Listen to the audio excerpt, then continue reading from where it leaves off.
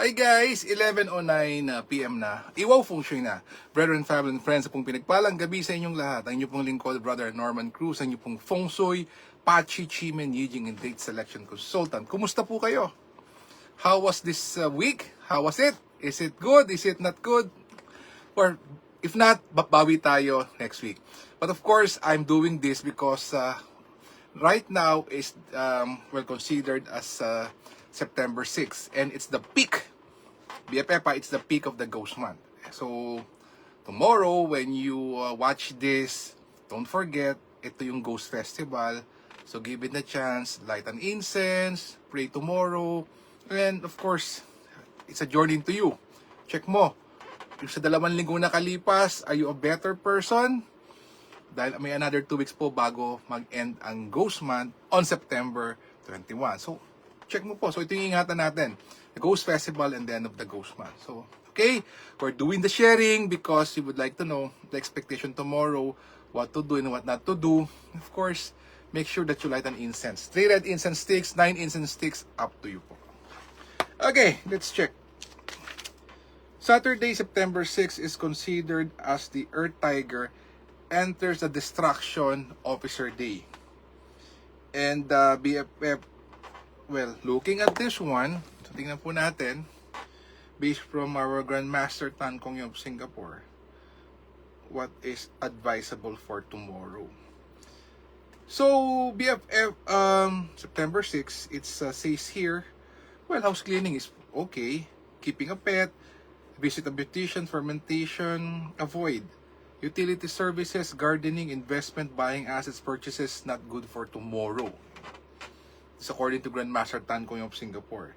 In terms of animal sign, rat's not so good. Ox is average. Tiger is very good.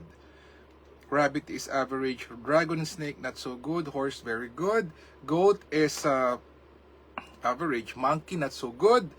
Rooster is average. Dog and pig, very good. Ayan. So, be able tomorrow if you can forgo of non-essential or unimportant things, better BFF, because it's a festival. Ano po siya eh? It's the ghost festival, so might as well no po just keep things simple. If you can stay home and offer prayers, and you can review yourself, saan ka po pwede pang mag-excel? How can you be a better version of yourself? Much better po. Okay. Excuse me. Tingnan natin BFF yung pong daily achievement. Saka man pwedeng tumalikod tomorrow. Yan. Let us see. Okay. Wow. Bis BFF, no? Wow, ganun pong kabilis. Yes. Time flies. So, we make the most out of it, BFF. Okay, September 6. So, says here BFF for making heart-to-heart talk, making amends, talikod sa southeast. If you want to create opportunities, maybe an idea, talikod sa southwest. The game changer, and if you want to improve your health, BFF, talikod sa west. For divine intervention, if you're praying, ito po, for prayers, divine intervention, BFF, it's with absolute power, backing to northwest. Ito, BFF ang gagamitin ko.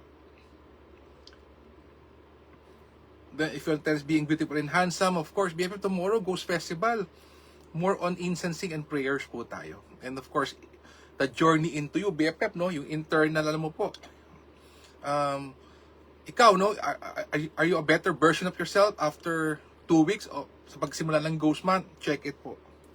So, BFF, whole day po ito, backing to northwest. This is divine light.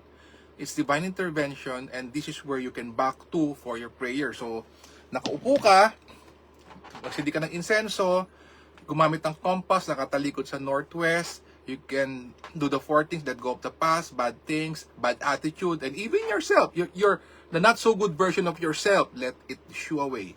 To open up for new opportunities, new things, improvement in your life that you can, ikaw yun. Again, 3, give thanks.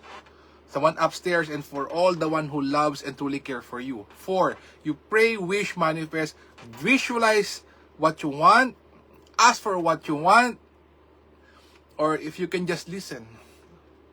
Or make tomorrow a better day as of yesterday. You can do that.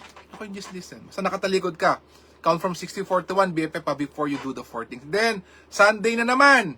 Donate, donate, donate. Don't you forget. Okay? So, BFF, let's keep this short and simple. Tomorrow, when you wake up, the moment you hear of this, magsindi ka ng 3 insensong pula, or tomorrow, pwedeng 9, up to you. And back to Northwest, as early as now, pwede na po. And, so nga po, you do the 4 things. Of course, we not only look, not look only outward, environmental, with all those suffocation that we hear from the news, social media, everything, with all the brouhaha of the flood controls. Po, tayo po muna. Let's journey into us. Tayo po muna. We become a better version of ourselves in every way. Po muna, BFF. Again, so let's make the Ghost Festival or the mid of the Ghost Month something memorable. Of course, in a positive way, of course, to be a better version, of course. Don't you forget. Again, BFF, thank you for the opportunity to being able to share. Let us continue to pray for our BFF, our brethren, family, and friends. For we never know if meron silang ngayon concerns. There's a sick family member. Let's pray for them, or even themselves. Sila ay may sakit. Not so good thing, may cancer, let's pray for them. Financially troubled, may takot, may fear, everything, let's pray for them. Let us also pray for our country, the Philippines, so our leaders natin, for world peace. Let us heal as one. Let us be a blessing to others. God bless us all with a grateful heart. Marami pong salamat sa inyo lahat. God bless, good night, happy Saturday, and see you again tomorrow. Bye-bye.